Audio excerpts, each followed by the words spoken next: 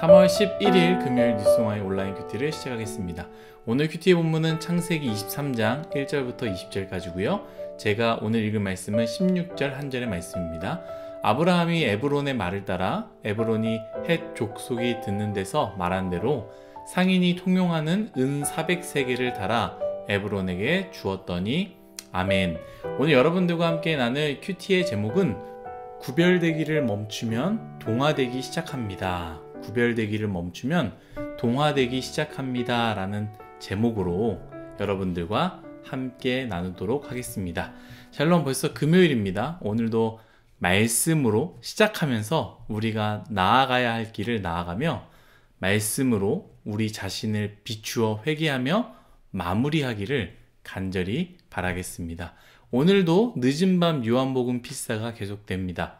오늘 밤 11시 요한복음 8장 차례라는 것을 기억하며 모두 함께 참여했으면 좋겠습니다. 오늘 말씀은요, 시간이 흐르고요, 사라의 죽음으로 말씀은 시작됩니다. 그리고 자신의 아내를 위해서 매장지를 구하는데요, 아브라함은 헤브론을 다스리던 헷 족속을 찾아가 아내를 매장할 땅을 요청합니다. 그런데 재밌는 일이 일어났는데요, 이 헷 족속이 아브라함에게 땅을 거저주려고 합니다. 말씀을 한번 읽도록 하겠습니다. 13절부터 16절까지인데요. 그 땅의 백성이 듣는 데서 에브론에게 말하여 이르되 당신이 합당히 여기면 청하건대 내 말을 들으시오. 내가 그 밭값을 당신에게 주리니 당신은 내게서 받으시오. 내가 나의 죽은 자를 거기 장사하겠노라. 에브론이 아브라함에게 대답하여 이르되 내 주여 내 말을 들으소서. 땅값은 은 400세겔이나 그것이 나와 당신 사이에 무슨 문제가 되리이까? 당신의 죽은 자를 장사하소서. 그리고 오늘 읽은 말씀이죠. 아브라함이 에브론의 말을 따라 에브론이 헷 족속이 듣는 데서 말한 대로 상인이 통용하는 은 400세겔을 달아 에브론에게 주었더니 아멘. 참 재밌는 상황 아니겠습니까? 아브라함은 그 땅을 얻고자 요청하는데요, 헷 족속은 아브라함에게 땅값을 받지 않으려고 합니다. 그런데 아브라함 또 어떻게 합니까? 그 땅값을 받지 않으려 하는 헷 족속에게 기어코 그 값을 치르려고 합니다. 심지어 그 값을 깎지도 않습니다. 16절에 읽은 것 같이 은 400세겔, 그 당시로 따진다면 굉장한 엄청난 돈인데요, 그 돈을 기어코 딱 맞춰서 치르면서 그 땅을 받게 된다라는 것이죠. 뭐 여러 가지 이유가 있습니다. 많은 신학자들은 이것에 맞춰서 여러 해석을 하죠. 나중에 후손들을 위해서 물려주기 위해서 그렇게 했다, 뭐 여러 가지 이유가 있는데요, 저는 이 말씀을 묵상할 때 하나님께서 주신 마음이요, 이 큐티인 책에서는 이렇게 또 나와 있어요. 아브라함이 끝까지 거절하고 비싸지만 그 땅 값을 지불한 이유는 하나님이 약속한 땅에 대한 대가이다 라고 이야기하지만, 그것도 저도 맞다고 생각하지만 저에게는 아브라함이 의도적으로 헷 족속과 구별됨을 원했던 것 같습니다. 그들은 아브라함이 땅을 구할 때 이렇게 이야기합니다. 5절 6절인데요 아브라함에게 대답하여 이르되 내 주여 들으소서. 당신은 우리 가운데 있는 하나님이 세우신 지도자이시니 라고 말합니다. 물론 이 헷 족속이 아브라함을 하나님이 세우신 지도자라고 말한 것은요, 그 이유가 있습니다. 그것은 무엇이냐? 가나안 사람들이 어려운 상황 가운데 아브라함이 그 가나안 족속들을 도왔고요, 뿐만 아니라 수많은 일들이 있었는데 그 중에 하나 대표적인 일이죠, 아내의 사건을 통해서. 어떤 사건입니까? 아내를 아비멜렉에게, 누이라고 속이죠. 그때 하나님께서 나타나셔서 놀라운 일들을 하지 않습니까? 그거를 통해서 이 사람들은 두려웠다라는 것이죠.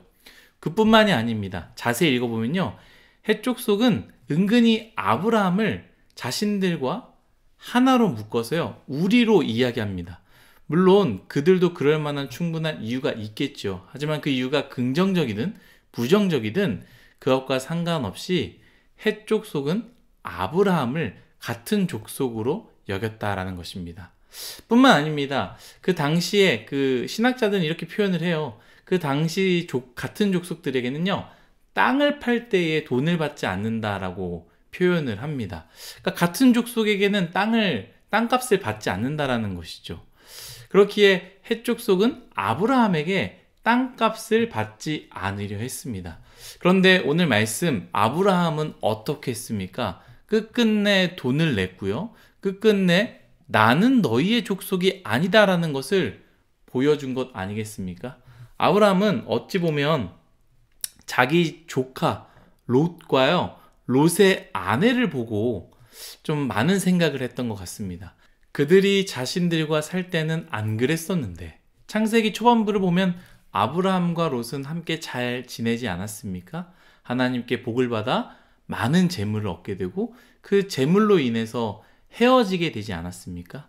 그 전까지는 함께 지내면서 하나님께서 원하시는 삶을 자신들을 따라서 잘 살았는데 소돔과 고모라를 선택하여 그곳에서 살면서 자신들을 그들과 구별하지 않고 그들과 동일하게 살면서 결국에는 자신들의 정체성까지 잃어버린 것을 아브라함은 보았다라는 거예요.